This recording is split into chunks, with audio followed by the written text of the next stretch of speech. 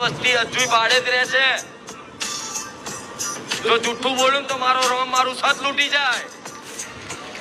જો મારી વસ્તીએ કોઈ પ્રોપર્ટી આટલા વર્ષોમાં કોઈ પોતાની પ્રોપર્ટી લીધી હોય તો મારો રોમ મારું સત લૂંટી જાય. જો મારા દીકરાએ જો કદાચ આવા પૈસાથી કોઈ હોનાનો દોરો લાવ્યો હોય ને તો મારો ભગવાન મારું સત લૂંટી જાય. મારો દીકરો જો આવા કદાચ તમારા પૈસાથી મોબાઈલ લાવ્યો હોય ને તો ગોળા મારો ભગવાન મારું સત લૂંટી જાય. આટલી જાહેરમાં ચમ બોલું છું? લુચ્ચાઓ જોયા જોડ્યા વગર બધા અફવા ઉડાડે છે. મારો રોમ નહીં છોડે તમને. મોટી અફવા ઉડાડે અને લઈને આવો ને સબૂત જાહેરમાં લઈને આવો. અહીં સ્ટેજ ઉપર ધૂણવાનું બંધ કરી દઈશું. મેલડી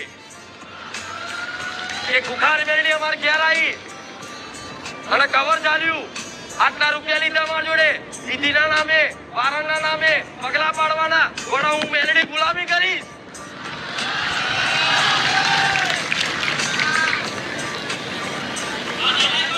અને આ વાત જાહેરમાં કહીશ. મને નહીં મૌન રહેવું છે મારે, પણ છતાંય છે ને મારું મૌન તોડવું પડે છે. મારા ભાવિક ભક્તોની આસ્થા ના તૂટે ને એના માટે આટલું બોલું છું.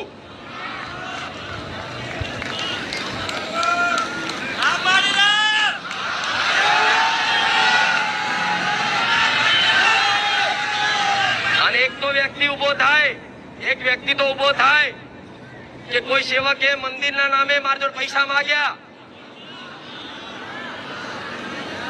એક વ્યક્તિ તો ઉભો થાય ને હોમેથી એવું કીધું કે આપણે માડીને મંદિર બનાવવાનું છે, જગ્યા માડી માટે લેવાની છે, બધા દાન કરો. ઉભા તો થાવ એક વ્યક્તિ. આટલા વર્ષમાં એક વ્યક્તિ ઉભો થાય કે કોઈ સેવકનો ફોન આવ્યો કે મારા સાનિધ્યમાં તમારી જોડે આયા અને કીધું કે માતાજીના મંદિર પેટે તમે શું લખાવશો? હું મેલડી ગોલા મારી વસ્તીને તમારા ઘેર ગુલામી કરાવડાવીશો. આ વાત સાબિત કરી આલો તો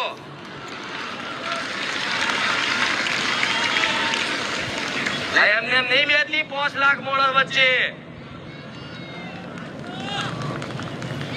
પણ મારે કોઈની જોડે લડવું નહીં, કોઈ જોડે બોલવું નહીં. પણ તમે તમારી આસ્થાન ટેસ્ટ પહોંચે ને એના કારણે તમને કહીશ કે દુનિયા ગમે તેટલા કાવતરા કરે ને તો વિશ્વાસ રાખજો મારી પર દગો નહીં કરું.